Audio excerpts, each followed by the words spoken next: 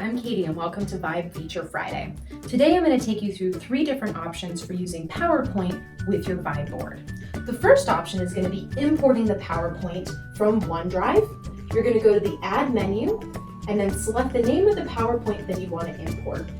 It's going to take a few seconds depending on the size of the deck and your Wi-Fi connection, but once it's done importing, you're going to see those page numbers jump. And when you have this up on the board, you're going to use these arrows here at the bottom to scroll between different slides.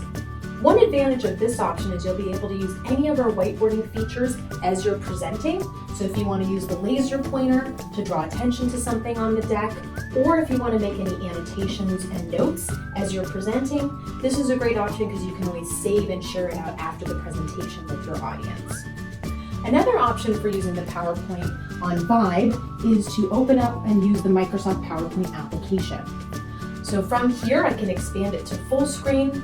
This is going to be a good option if you want to continue editing and making changes with your team when using PowerPoint. And then when you're done, you can hit the slideshow mode so it goes full screen and use your finger to go through that deck. The third and final option for using PowerPoint on Vibe is going to be screencasting. So you can screencast from any device onto the board, and you can always use HDMI in to connect your laptop to this screen and present that way. So that's it for Feature Friday. Thanks so much for joining and have a great weekend.